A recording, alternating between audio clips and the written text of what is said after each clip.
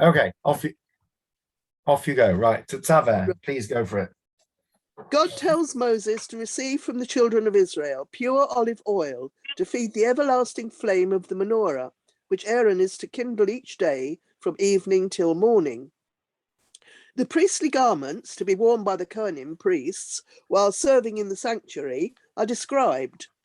All Kohanim wore 1, the ketonet, a full-length linen tunic, 2, miknasayim, linen breeches, 3, mitznefet or migbat, a linen turban, 4, avnet, a long sash wound above the waist.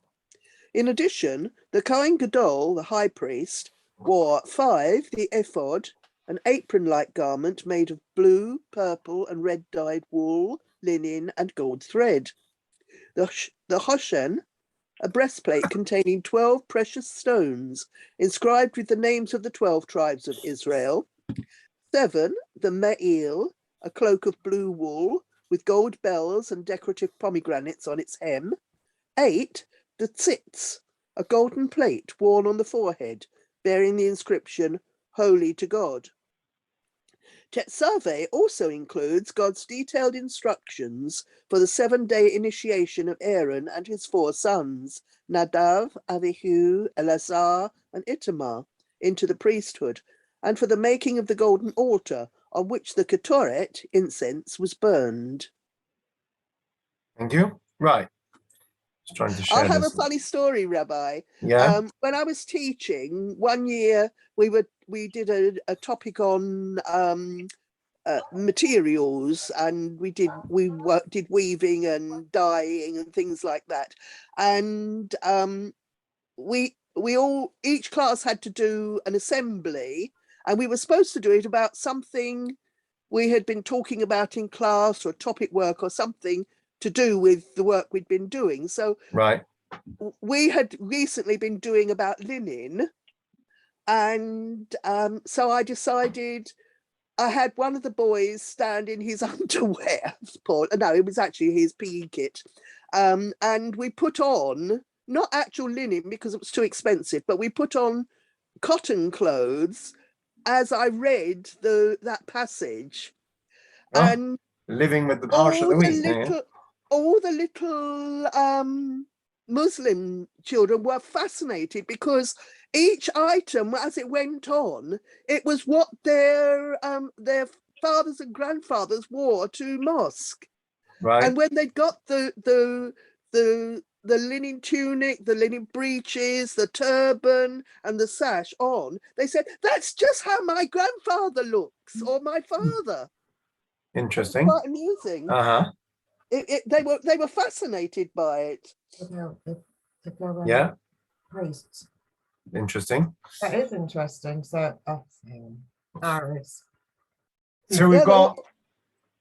So we've got the regular Kohen had 4 special clothes. The Kohen Gadol had 8. Okay, we're actually going to talk about something completely different. We're going to talk about Moshe's birthday in a minute.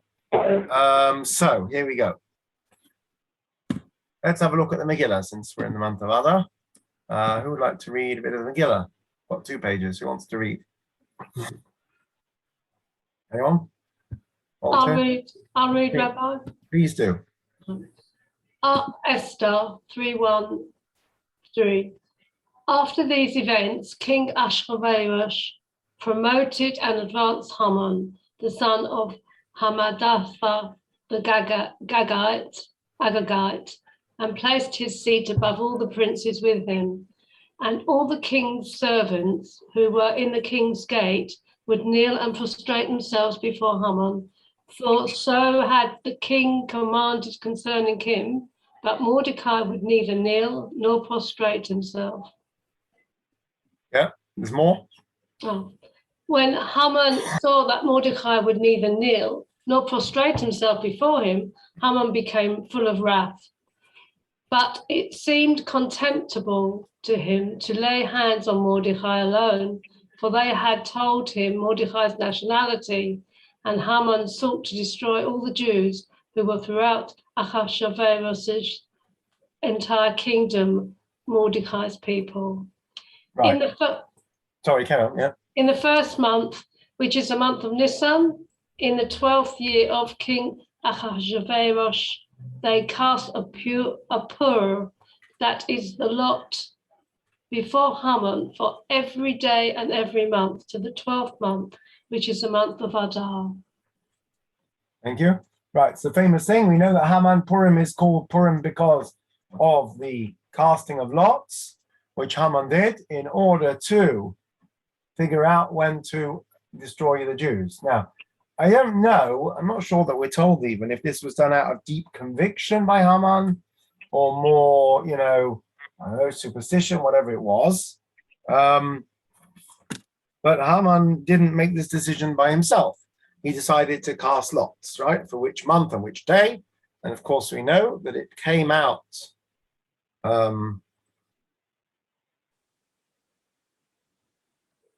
just realized, well, I should know this, it was 11 months. It was quite a long period of time, all of this oppression, right? It says it took place in Nisan, the casting of lots. It's 11 months until Adar. Interesting. I never noticed that. Well, just think, Rabbi, it took all time. those messengers, Yeah. all those messengers going to Yeah. other countries had long journeys. Yeah. Yeah. With no aeroplanes to get them there in a few hours. But it was a large Yeah. empire. A lot of effort just to get rid of the Jews. Yeah. Excuse me. Okay, so and what happened, of course, when he saw which month it was? Let's see what we probably know this. Let's see what the Talmud tells us. Who'd like to read number 2, the Talmud from Megillah? Yeah. The Go on. first states they cast pur. This is the lot. A sage taught the following Baraita. Once the lot fell on the month of Adar, he, Haman, greatly rejoiced, for he saw this as a favorable omen for the execution of his plans. He said, the lot has fallen for me in the month that Moses died, which is consequently a time of calamity for the Jewish people. But he did not know that not only did Moses die on the 7th of Adar, he was also born on the 7th of Adar. Right. So the 7th of Adar, which by the way is tonight and tomorrow, though we're in a leap year this year. So with regard, I touched on this morning in the Devar Torah, with regard to both Moshe's birthday and his yahrzeit, there is a question mark as to whether they may have taken place in a leap year. Generally speaking, if you have an event that falls during the month of Adar, so a birthday or a yahrzeit or an anniversary or a festival, and it's a leap year, we generally say that it goes to the 2nd Adar. We touched on this on Shabbos as well, that then it has, you basically stretch the month of Adar. So Purim is a month before Pesach. Purim is a month before Pesach this year as well.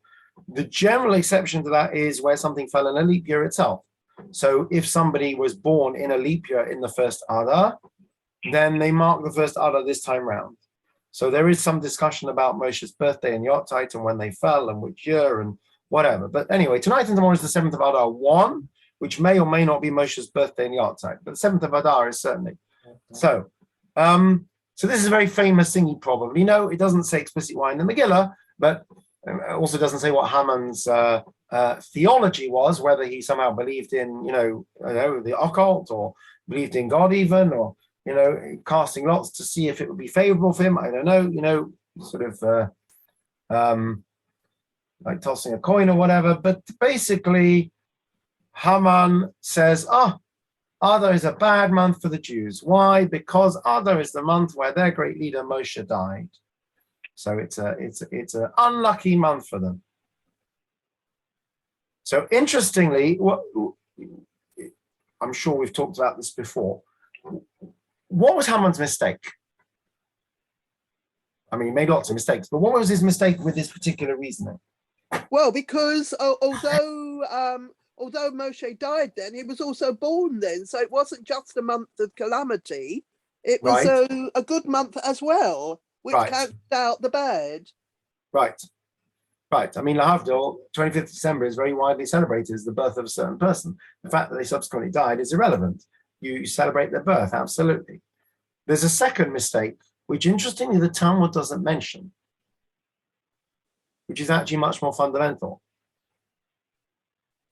On the assumption that 120 is a good innings, What's bad or negative about a yacht type? Well, it's only really bad on our side, isn't it? That we Right, miss so the person. we miss the person, but in terms of spiritual terms, not Moshe's really passing, particularly the passing of a righteous person, it's not necessarily unlucky either.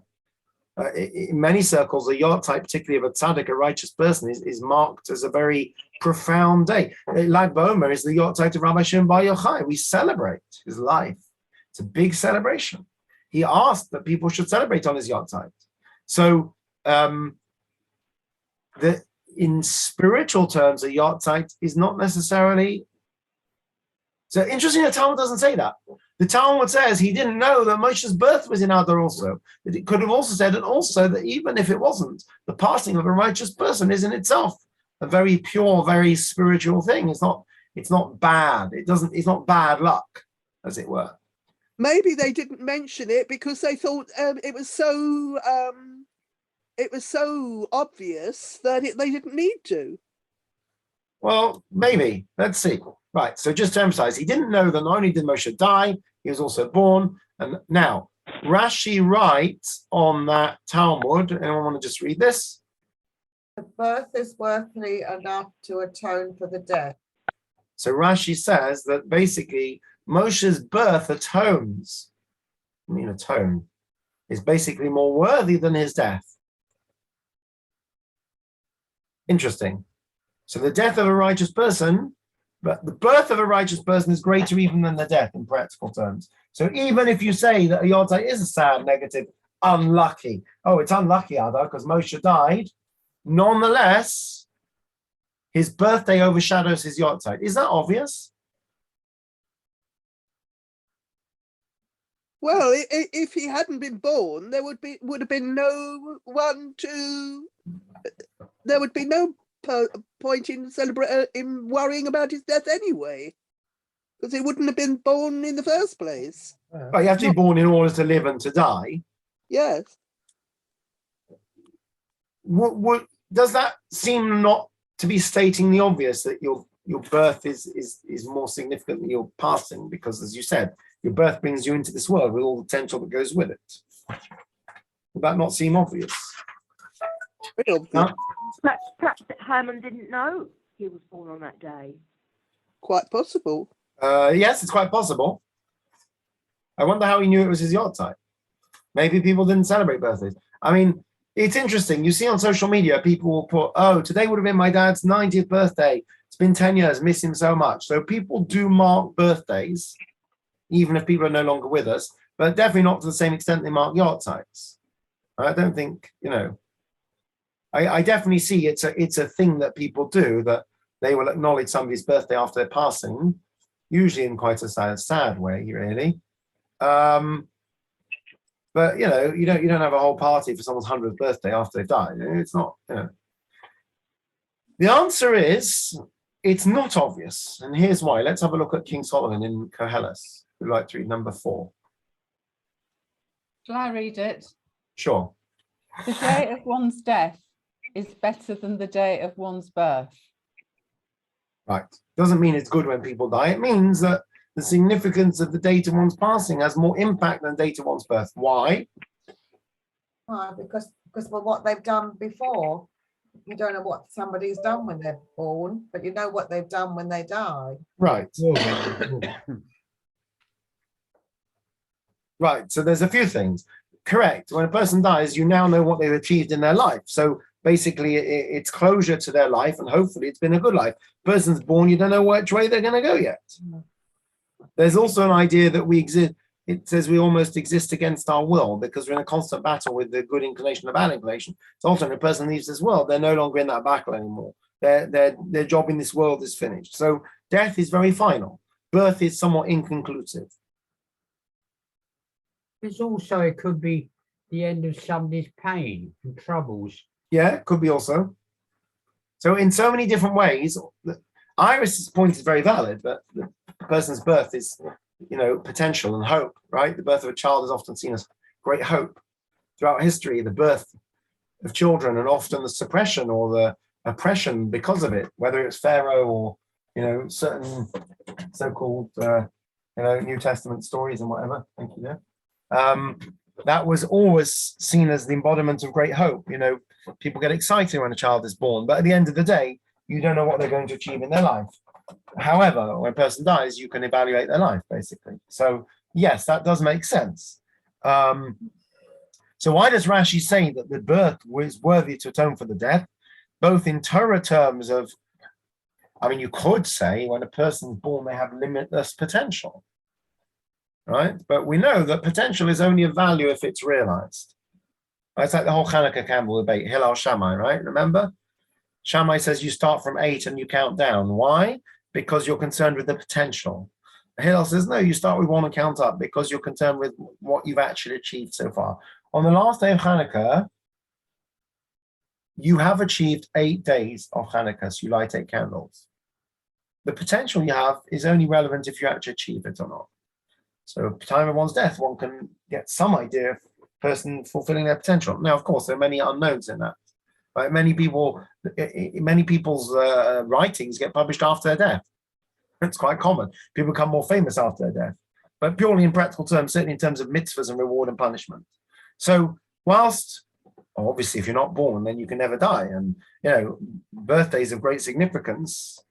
The person's passing is more final, is closure, gives you a closure of their life, if you like, and is therefore more significant than the day of their birth. The day of their birth is when they came to this world with it's very exciting. There's lots of potential there, but you don't really know what they're going to do in their life. By the time they die, you know what they've achieved in their life usually.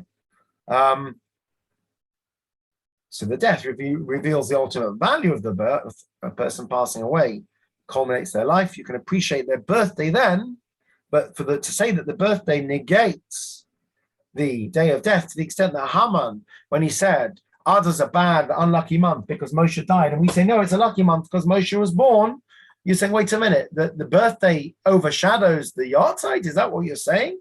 So the answer is yes, in this particular case. King Solomon is right. Normally, the yahrzeit would overshadow the birthday, right? We see that in practical terms. Even if you do celebrate a person's birthday after their passing, it's probably a very different, and you might say, we're going to have a little drink tonight because it's grandpa's birthday and he would have wanted us to be happy and, he died young or whatever. But the yahrzeit is still much more significant. We mark it, we do learning, we say Kaddish, we light a candle, we do things and give charity. So King Solomon is right. Normally, both in practical social society terms and in real terms, once a person dies, that kind of overshadows their birth. It's a nice, it's a very optimistic way of looking at the world to say we should celebrate people's birthdays even after they die, because if they'd not been born, they never would have come into this world and done all the good things they did. Okay, but right now they've left this world. Well, it's interesting. In the Hasidic calendar, they celebrate a lot of times the birthdays of different rebbeim and the yahrzeits of different rebbeim, and it's always a bit strange. It's one thing to celebrate someone's birthday when they're alive and leading you. It's quite another thing to celebrate someone's birthday from 200 years ago that subsequently died. It does seem a bit interesting.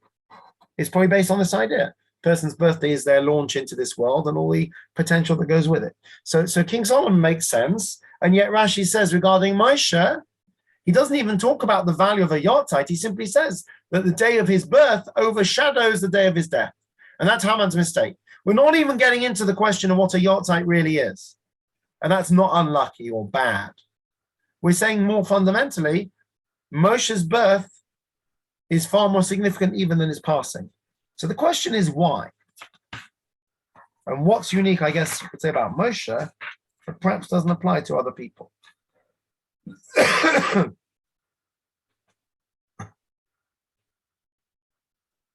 Haman obviously didn't know what a yahrzeit was. I don't expect Haman to say, oh, Moshe died in Adar, but hey, a yahrzeit is a happy, spiritual, uplifting, inspiring event. But the Talmud at least could have said it. The Talmud doesn't say it at all. The Talmud just says about the birthday. So let's deal with the birthday for a minute. So far we said that the day of birth is a disadvantage. You don't know a person's achievements, could go either way. A person could spend their whole life being a low life, but once they die, hopefully, you see their virtues which have come into reality. Right? You talk about potential and actuality.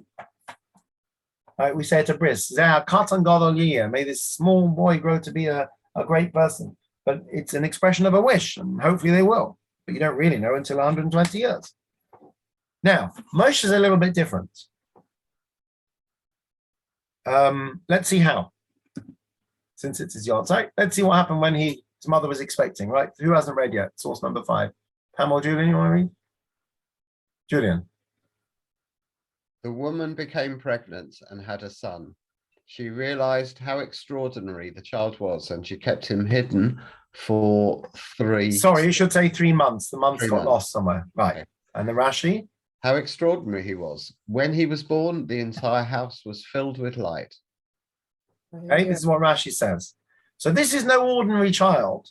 And if you're thinking, gosh, this sounds like the Xmas story, they probably stole it from us, right?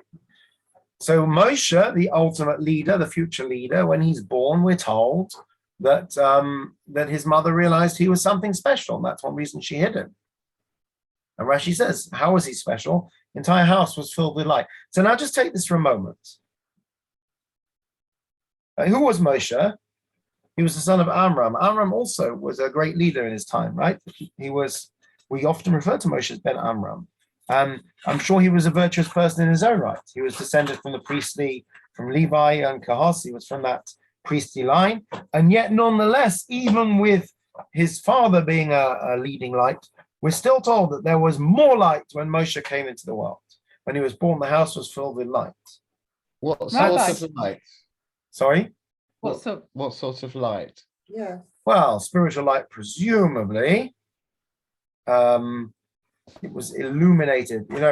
I could say to you, you say, someone walks into the room, they light up the room, right? Sometimes we mean that in terms of personality.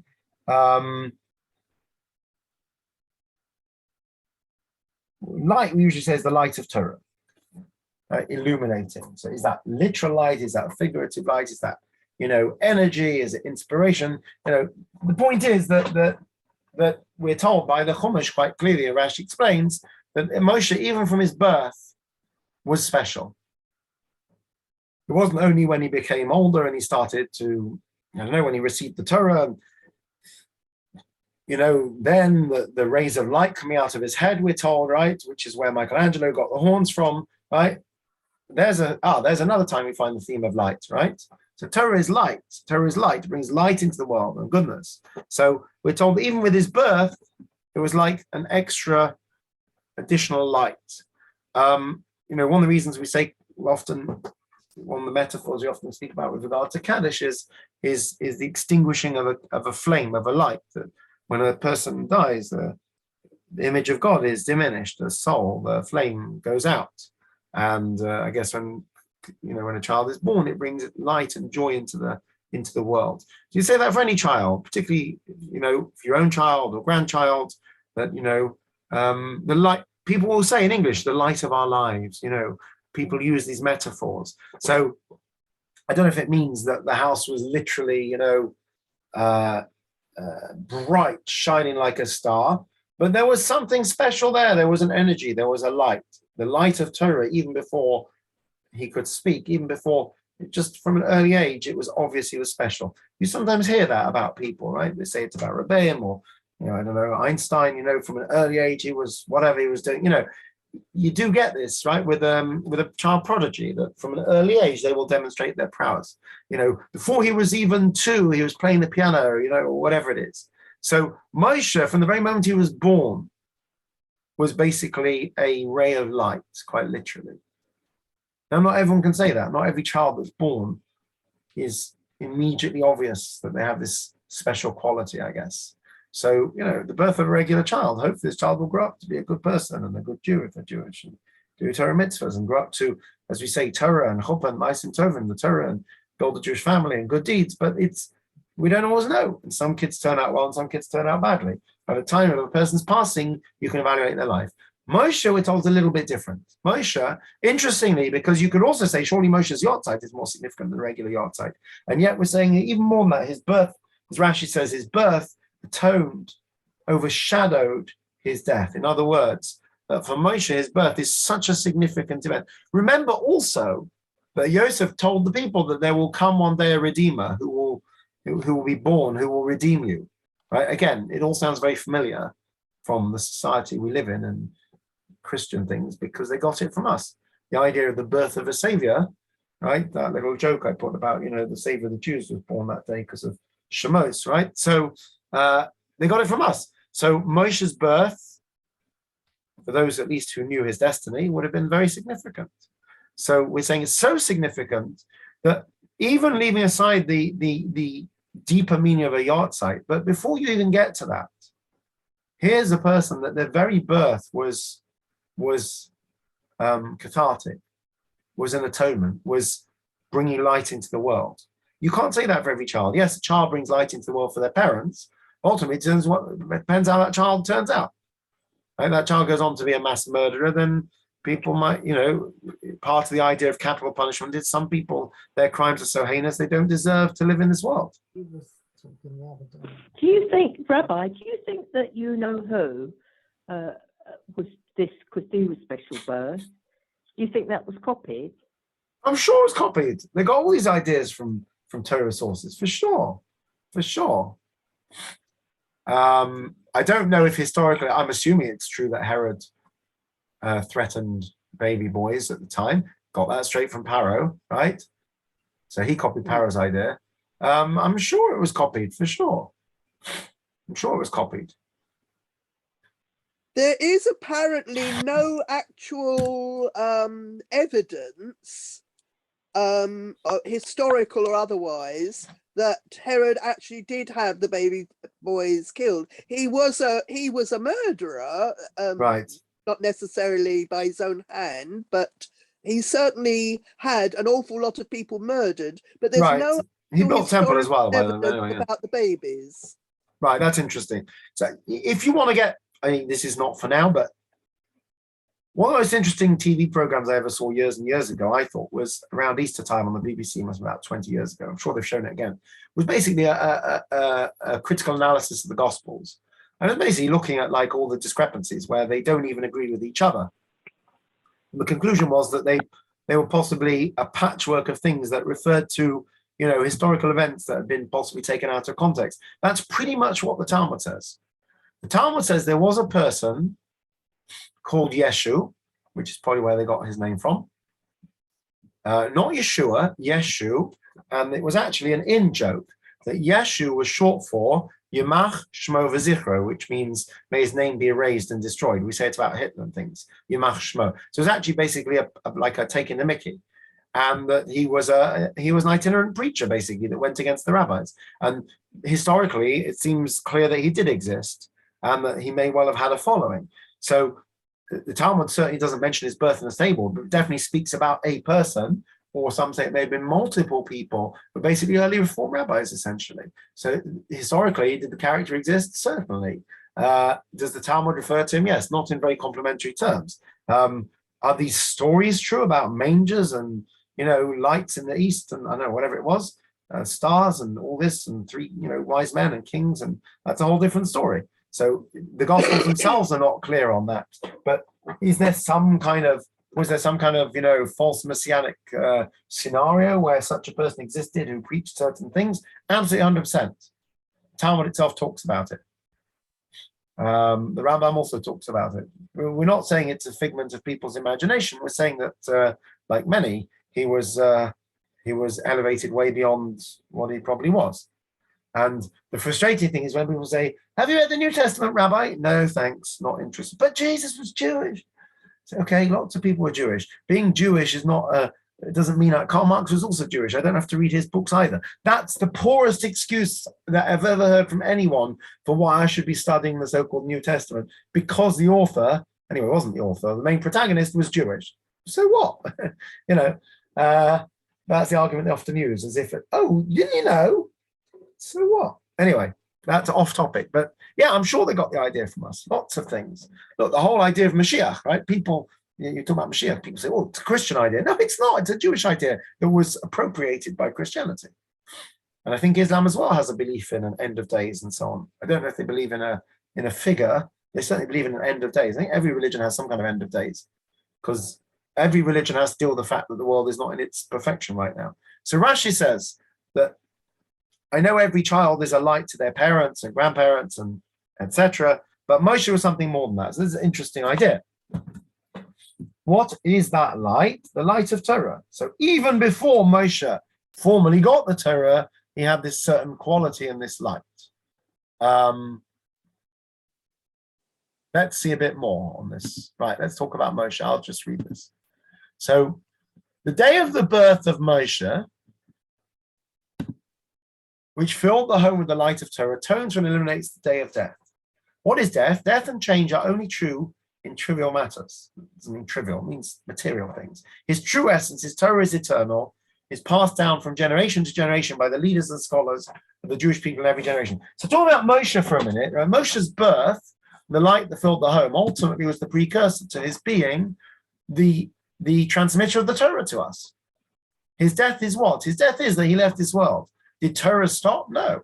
Torah continued. We call it Torah's Moshe to this very day, the Torah of Moshe. Right? We talk about him all the time, greatest leader. So in metaphorical terms, or if you want the spiritual terms, when we say the day of death overshadows the day of birth, that might apply to a mere mortal, where Moshe is also a mere mortal. Shouldn't use that phrase. But to somebody of his greatness, who basically from the day he was born was destined to be a transmitter of Torah. Torah is eternal. Person's Torah lives long beyond.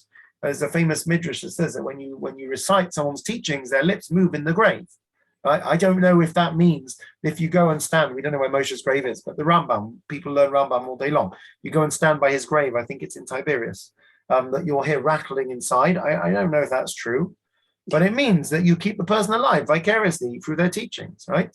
You know, the people are like living people to us. You know, I don't live in the same generation as the Rambam. I know something about his life. We know about Rashi, we know about the Rambam, we know about the great scholars. Why? Because we're constantly learning their teachings. We're living with their teachings.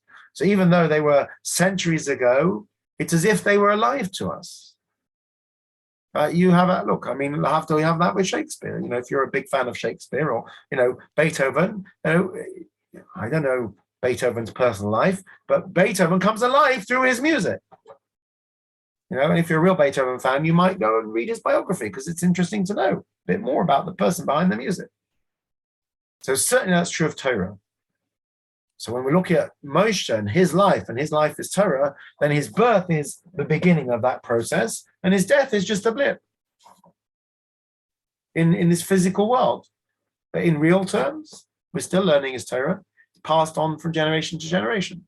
So when you're talking about the leader of the Jewish people, the ultimate teacher, then yes, certainly the day of death pales into insignificance. A, because his birth represents a light being brought into the world just because of who he was, and B, because his death his yahrzeit is, you know, it's a milestone, but it's not the end. We say that about everyone, by the way. The famous, if anyone's got the book, Jewish Way in Death and Mourning, which is a very good book by Maurice Lamb, it talks about death as a journey and a stage on a journey that the soul goes on. You know, that's a very Jewish idea. So certainly it's true of Moshe, but also in terms of his legacy that he left behind. So you don't even have to, so this is why the Talmud says about the birth, because you don't even have to get into the discussion of yahrzeit. Even just for Moshe, his very birth was something special. Now, what else? Let's see. Okay, let's carry on.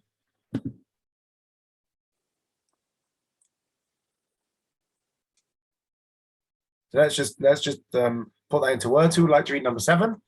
Who hasn't read yet? Anyone? Pam, are you there? I'll read it. Oh, Jeff, sorry, go on.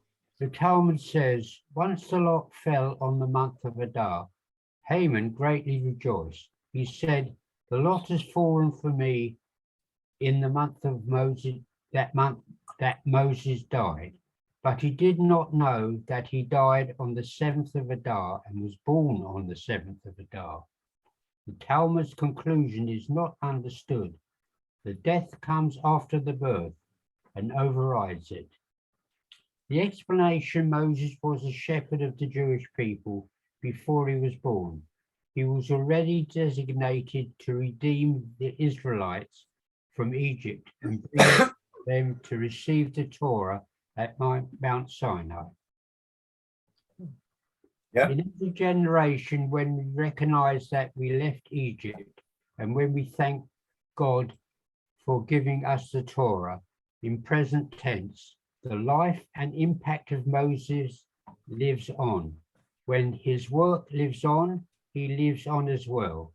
His impact is felt differently after his passing because it comes through his students and representatives. But nevertheless, the day of his birth overrides and atones for his death and the change it engendered.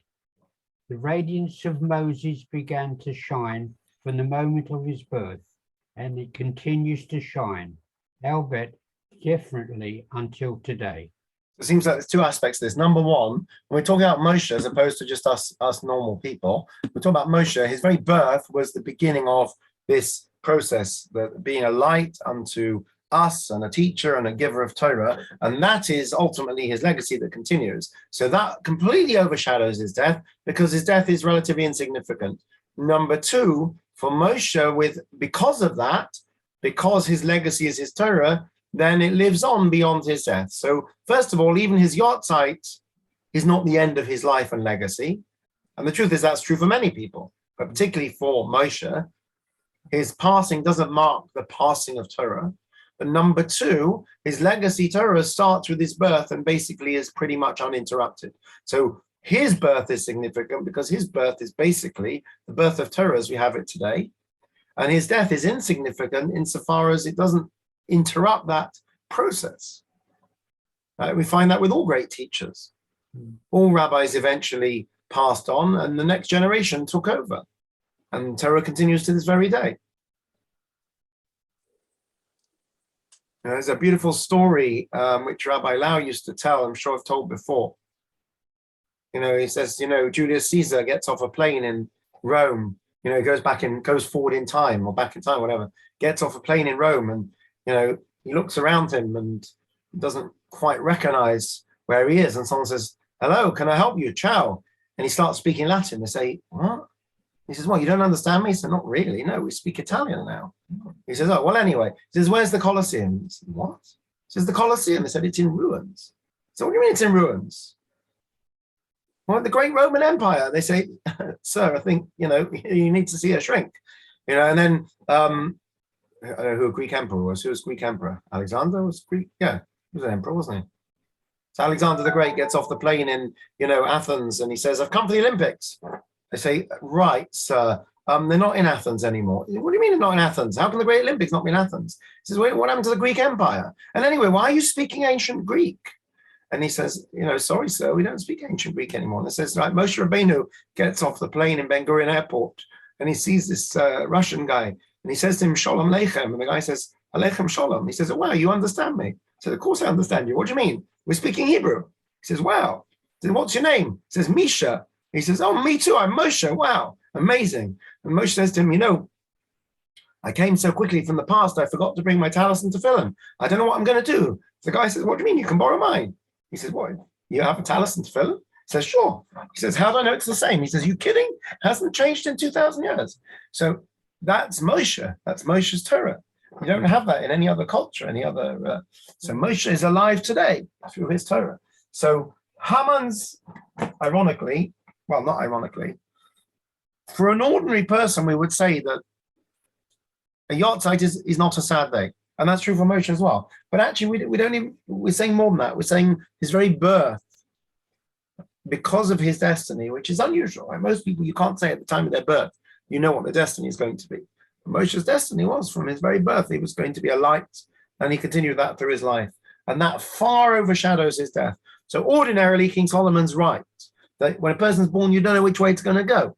Is their Yetzer Tov going to dominate their life and they're going to do good things? Or is their Yetzer Hara going to dominate their life and they're going to do bad things? So even a teenager, it's very interesting. A lot of the people that I know that became, I'm sure we've discussed this before, people that became more religious, Balei Teshuva, a lot of people often had quite chaotic lives. And they got to a point in their life where they were either going to hit the gutter or they were going to climb out of it. And some of them, unfortunately, hit the gutter and just get into a downward spiral because they're very driven people that have all kinds of desires and all kinds of, they're very excitable people, they're very suggestible people, and therefore they easily end up gambling or drinking or whatever. And then if that energy is harnessed in a positive way, they end up becoming very full because they throw themselves into their religious convictions. We have it with a kid in school, right? The kid who's brilliant and isn't being stretched by the teachers. And you can see that that kid is either going to become, a major nuisance and a really naughty boy because he's bored in class, or if a teacher spots his potential, then they will be able to work with him and, on his level. How many of these great people you hear about who say actually they're quite naughty in school? I don't know, Bill Gates, but, people like that, actually didn't do so well in school because their potential wasn't recognized. And we see it even with adults. How many people realize their full potential? And by the time a person dies, usually have some idea of their potential. Moshe Rabbeinu is in a different category. Moshe Rabbeinu, even before he was born, told that they knew he was going to be special. It's interesting because that was one of the reasons he was hidden. I mean, were other babies hidden, or did they all just get killed? I don't know the answer to that. But that's part of it. And also, just interestingly, not relevant to anything particularly, but this morning I mentioned there's a midrash that says that the day he was hidden, the bulrushes, was actually the 6th of Sivan. I think it says that the Malach and the angels said, how can it be? Because they said, how can it be that the one who's going to receive the Torah, is going to get drowned in a river on the same day, the 6th of Sivan, he's going to receive the Torah? So no, he was protected. Anyway, there we go. A bit about Moshe's life. His Yotzak is possibly tonight or possibly in a month's time. A lot of Chevra Kadishas that have the annual meal, and they'll usually have a fast as well, which probably various reasons for fasting. One is it was customary to fast on Yotzites, although most of us don't do that, but it seems for Moshe's Yotzite it was done. And also it's interesting that we would say nowadays, and some people on this call probably on the Chevra Kadisha, we would say nowadays that we have great respect and admiration for those that perform Taharas and Chevra Kadisha work. And yet there's also a certain trepidation. If you look at the prayers on the wall, we're basically saying that we hope we don't do anything wrong that's disrespectful to the mace. It's so easy to accidentally be disrespectful. And so we're very concerned with that. So we actually, the men's Chevra say salichos, and we fast, in case we've done anything disrespectful, God forbid, that could have hurt or pained a person's soul, after their passing. So many Chevras do it on the 7th of Adar, which is Moshe's Yotzeit. In Redbridge, they do it on the 15th of Kislev, which is of no significance whatsoever, except that it's usually the shortest day in the year, or one off. So it means that the fast is shorter. So that's the reason we do that, by the way. So we have ours in December or November, but many will have it. So I asked on a group, do the Chevra Kadishas do the first Adar or the second? I think they do the second. But we talked about it briefly in Shul Shabbos about whether Moshe's, when we think Moshe's,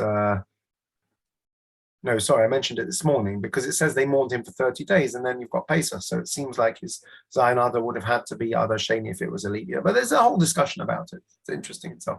Right, there we go. Any questions? Let me just stop the share.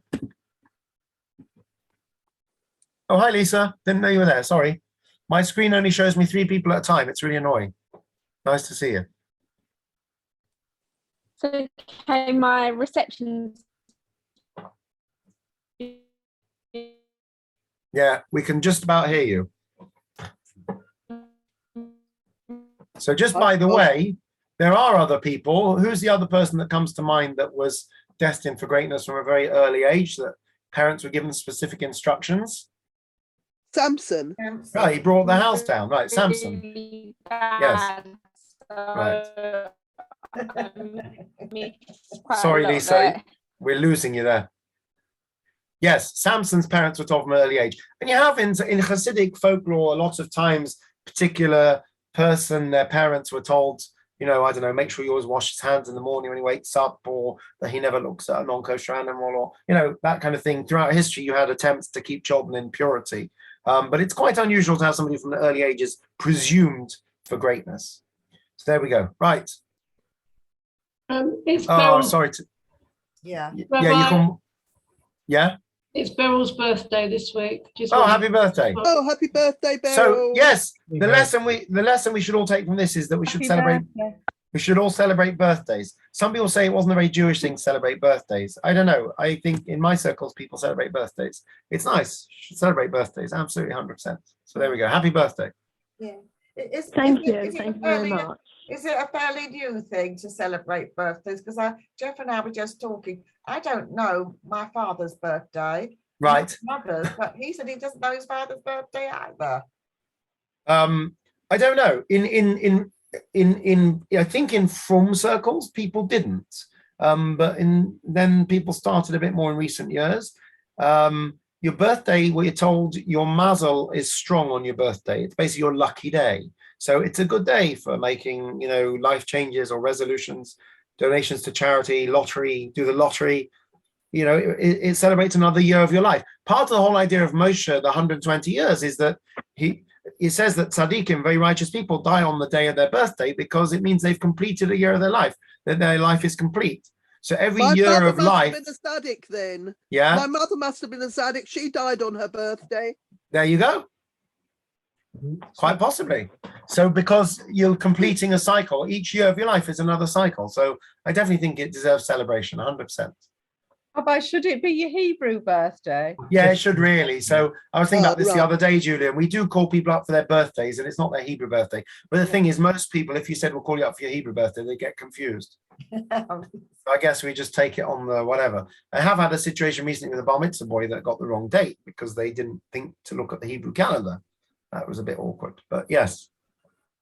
Yes, because last week was Paul's Sedra, but his birthday's not to the 14th of March, and that happened on his bar mitzvah. It was a month earlier, so people can make that mistake.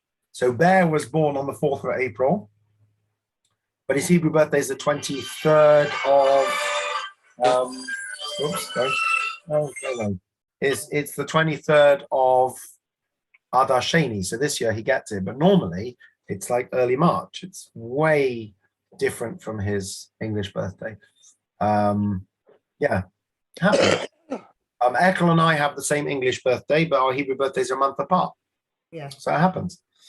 If you keep your Hebrew birthday, it's quite confusing sometimes. Like people ask, are you over 18, sir? And you might genuinely say yes, because you've marked your Hebrew birthday, but you haven't marked your English birthday yet, or vice versa. So that could be a problem legally, could it? Yeah. No, well, you'd have a good defense, I think. Right. Yeah. We have to go, Rabbi. Yeah, I also have to go. All right. Nice to see you all. Thank you very much. Rabbi, yes. You said you would send me the notes. I'll do that now. I don't know how much sense. I don't know how much sense they'll make, but I'll definitely send them to you. Yeah. Thank you very much. I will do that now. Thank you. All Have a good week. Bye. Bye. You too. Bye, everyone. Thank you. Thank you, Rabbi. Thank you.